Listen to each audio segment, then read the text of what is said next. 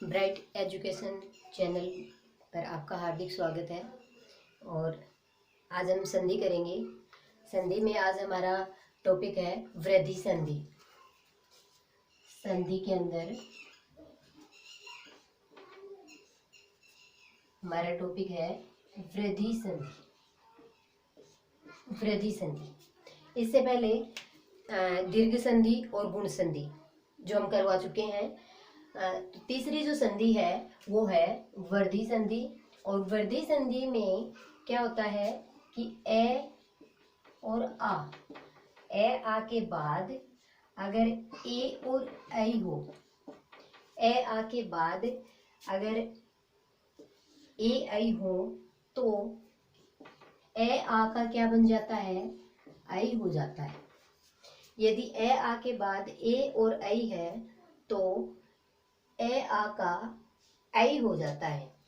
और इसी तरह ए आ के बाद अगर ओ और औ, ए आ के बाद अगर ओ और औ है तो इसका औ हो जाता है। यानी कि वृद्धि संधि के अंदर आई और औ की मात्राओं का प्रयोग होता है। इससे पहले हमने आपको बताया था गुण संधि। गुण संधि के अंदर जो मात्रा है, गुण संधि में मैंने बताया था आपको ओ की मात्रा। गुण संधि की पहचान के लिए मैंने बताया था कि ओ की मात्रा होती है। और वृद्धि संधि के अंदर क्या होता है, औ की मात्रा लगती है। वृद्धि संधि में किसकी मात्रा लगती है, औ की मात्रा लगती है। जैसे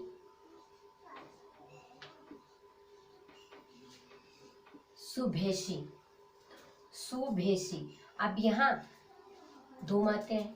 अगर इसी में हम ये लिखें सूर्योदय, यहाँ पे ओ की मात्रा है इसलिए इसमें गुण संधि है, और यहाँ औ की मात्रा है इसलिए यहाँ पर वृद्धि संधि है। इसका हम संधि विच्छेद करेंगे।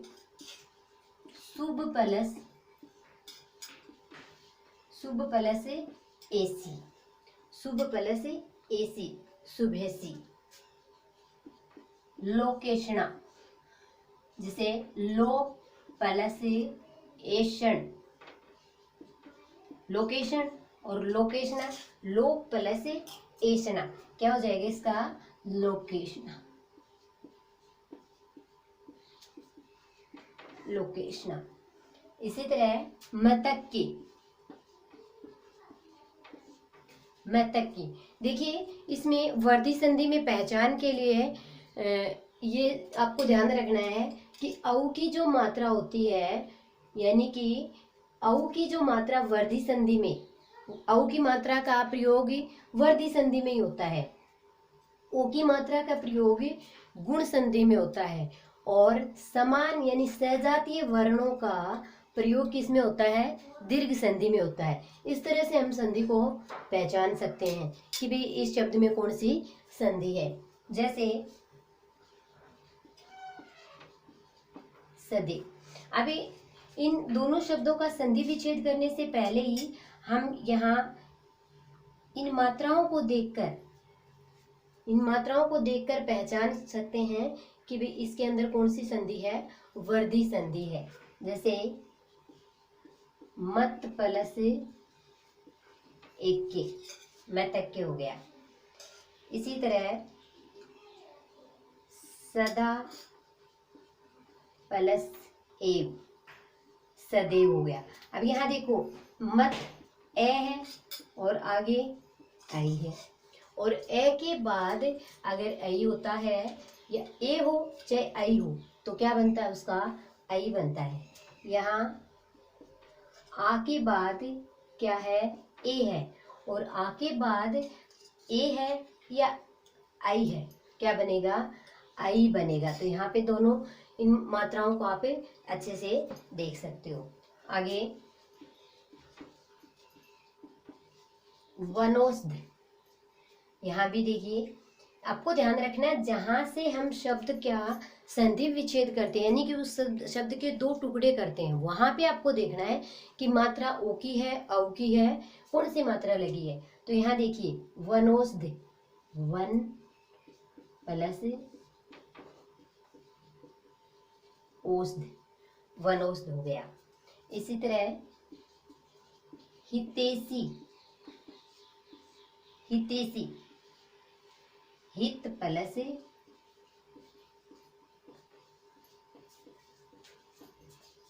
एसी, सॉरी, हित प्लस एसी हो जाएगा, हितैषी। इसी तरह आगे जलोग, जल प्लस ओग हो जाएगा, महोज, जल प्लस ओग, इसमें महा प्लस ओज, महोज। तो इस तरह से हम पता कर सकते हैं गुण संधि।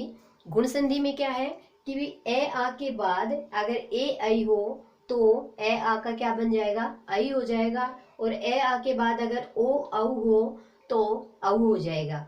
और पहचान के लिए कि जो औ की मात्रा वर्धी यानी कि बढ़ते क्रम में जाना, ओ की मात्रा का प्रयोग गुण संधि में हुआ, ओ और ओ के बाद होता औ, औ की मात्रा का प्रयोग किस में होता है, वर्धी संधि में होता है। अगली हमारी संधि है वर्धी संधि के बाद पे हमारी है यण संधि, और यण संधि में ई उ ऊ, अब ये ई उ के बाद असमान वर्ण हो,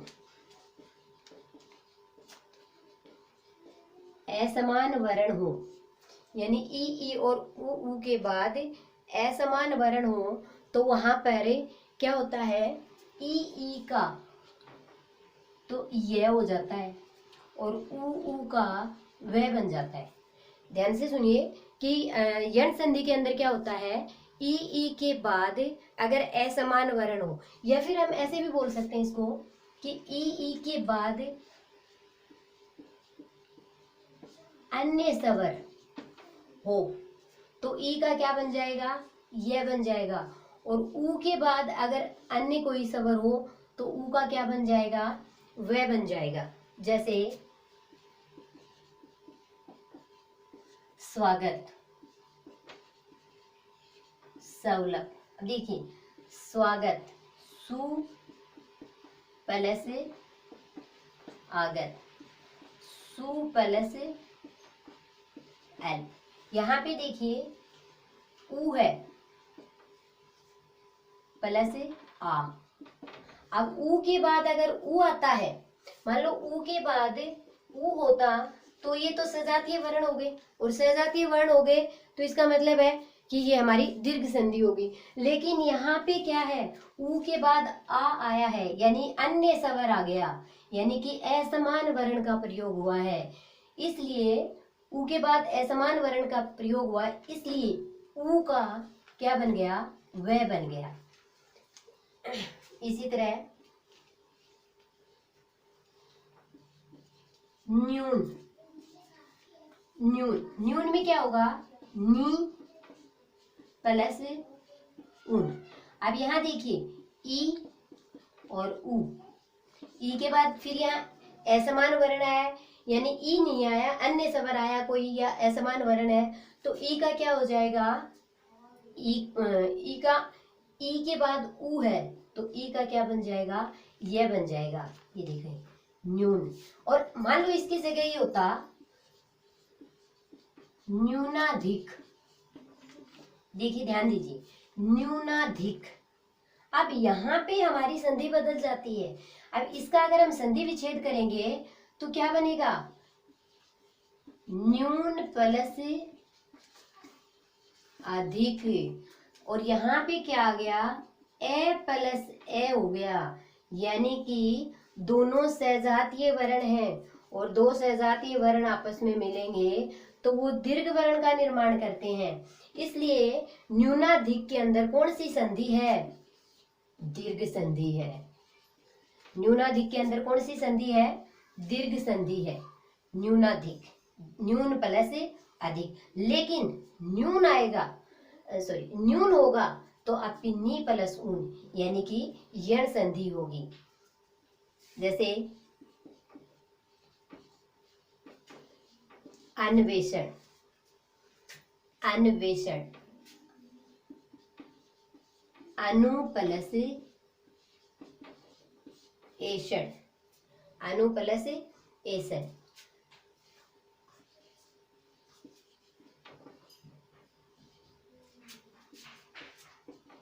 अगर यहाँ पे ये हो तथ्यान्वेषण, तथ्यान्वेषण, तो क्या हो जाएगा?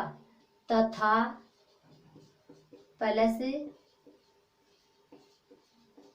अन्वेषण, ये होगा। तो यहाँ पे तो आ प्लस ए, यानी कि अन्वेषण के अंदर तो कौन सी संधि आपकी?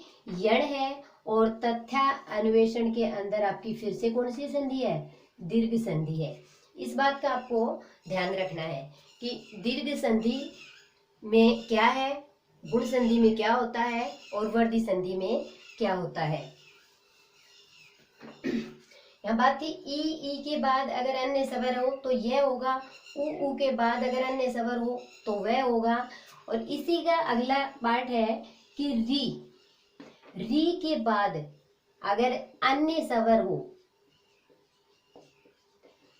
री के बाद अगर अन्य स्वर हो तो क्या हो जाएगा आपका?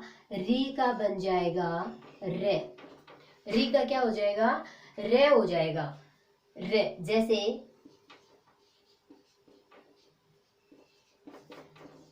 पित्राज्ञा, पित्राज्ञा। अब इसका अगर हम संधि विच्छेद करेंगे तो क्या बनेगा? पितृ प्लस आज्ञा, पितृ। अभी देखिए पीतरे, रे की ध्वनि आ रही है यहाँ, पितृ प्लस आज्ञा। इसी तरह आगे पितृपदेश, पितृपदेश। वैसे तो शब्द को बोलने से उसका संधि विच्छेद समझ में आ रहा है, अलग अलग ही संधि विच्छेद सा बना। पितृपदेश, उपदेश, यानी कि यहाँ जो त्रय है उसका कर देंगे हम पितृ प्लस उपदेश, पितृपदेश हो जाएगा। इसी तरह मात्राज्ञा, मात्र प्लस आज्ञा, मात्राज्ञा का मात्र प्लस आज्ञा। अब यण संधि के अंदर जो याद रखने वाली जो बात है, इंपॉर्टेंट जो बात है, उसको आप याद रखें कि यदि ये और वह, ये और वह क्या है? ये और वह अर्ध स्वर है।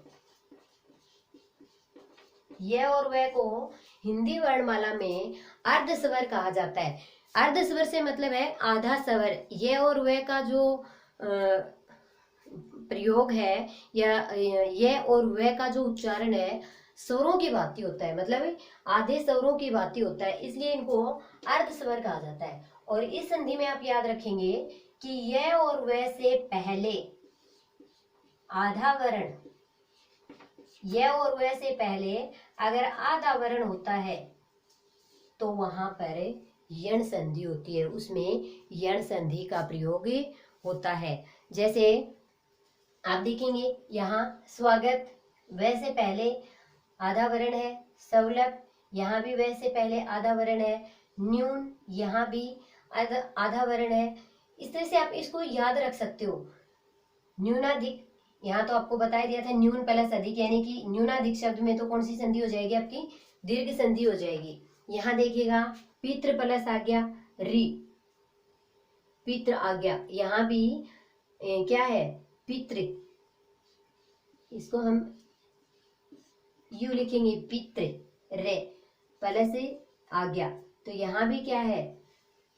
आधा वर्ण है, यानी कि जहां भी यह और वह से पहले आधे वर्ण का प्रयोग होता है वहां पर आपकी यण संधि होती है। जैसे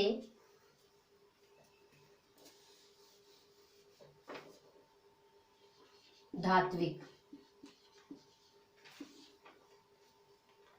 अब देखिए यहाँ धातु प्लस इक, धातु उ है प्लस ई है, ऐसा मान वर्ण है। और धात्विक, यहाँ व से पहले आधा वर्ण।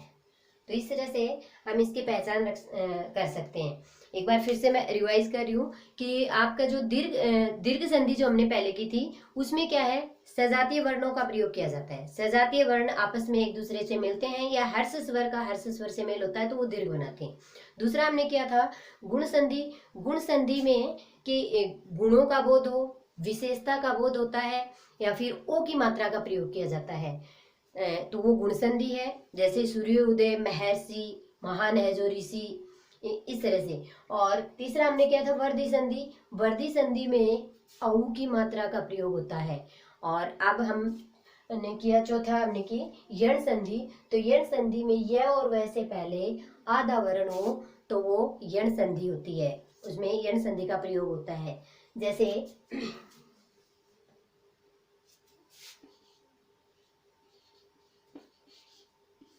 तन्वंगी। अब यहाँ देखिए तनु प्लस अंगी हो जाएगा, तनु प्लस अंगी, तन्वंगी। तो इस तरह से आप इनको अच्छे से याद रखें।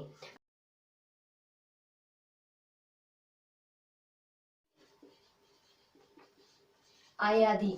आयादी में क्या होता है, जैसे अभी तक हमने किया था ए, आ और ई, वो किया हमने दीर्घ संधि में।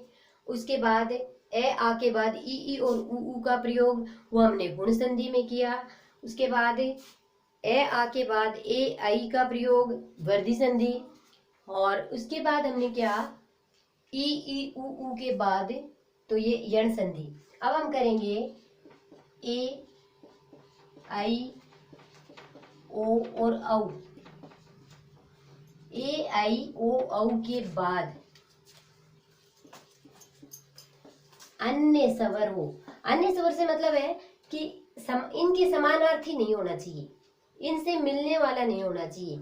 अन्य स्वर या फिर हम इसको कहें असमान हो, असमान वर्ण हो। ए आई ओ औ के बाद अगर असमान वर्ण होता है तो ए का क्या बन जाएगा, आई का बन जाएगा आई, ओ का बन जाएगा आओ, और औ का बन जाएगा आ हो जाता है। यानी कि इन ए के बाद मान लो ई है तो उसका क्या बन जाएगा, आय हो जाएगा। इसी तरह आई के बाद मान लो ओ है तो वो आय हो जाएगा। जैसे नायक, नयन, भवन। देखिए नायक ने प्लस अक, ने, आई आगे ए, और मान इसके आगे मान लो असमान वर्ण होगा तो क्या बनेगा, आय। तो यहाँ नायक, आयक ध्वनि आ रही है। ने प्लस अक, नयन का हो जाएगा ने प्लस अन, नयन। वो प्लस अन, भवन। तो इस तरह से कि भी ए आई ओ औ के बाद अगर असमान वर्ण होता है तो ए का ए, ए का ए, आई का आय, ओ का औ और औ का आव हो जाता है। इसी तरह से जैसे श्रावण, श्रो प्लस अन। भावुक, भावुक का क्या हो जाएगा, वो प्लस उक। यहाँ देखिए ऊ की मात्रा लगी है ऊ, तो यहाँ हो जाएगा उक, भावुक। भावुक का हो जाएगा वो प्लस उक। भविष्य, ये आपको मात्रा के हिसाब से करना है। वो प्लस इससे, ई छोटी की मात्रा है तो यहाँ करेंगे वो प्लस इससे कर देंगे। भविष्य का क्या हमने वो प्लस इससे, भावुक वो प्लस उक। इसी तरह आगे पवन, पो प्लस अन, पवन। गवाक्स, गवाक्स का हो जाएगा गो प्लस अक्ष। तो ये यानी कि आपको इसको ध्यान में रखना है। ए से आई से आय, ओ से औ और औ से आओ, असमान वर्ण को ध्यान में रखना है। नाय का जैसे कि हमने नए प्लस अक, नयन का ने प्लस अन, भवन भो प्लस अन, श्रावण श्रो प्लस अन। आगे देखिएगा विधायक, विधायक का विधेय प्लस अक, विधायक, विधेय प्लस अक हो जाएगा। आगे नायिका, ने प्लस इका। देखिए नायक ने प्लस अक और नायिका ई की मात्रा है तो ने प्लस इका हो जाएगा नायिका। गायन,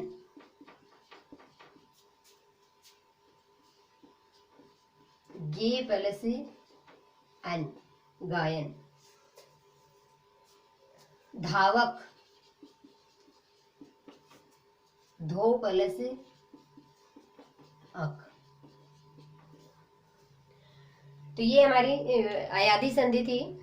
स्वर संधि का जो टॉपिक है वो कंप्लीट हो गया। यदि आपको अच्छा लगे तो लाइक एंड सब्सक्राइब करें।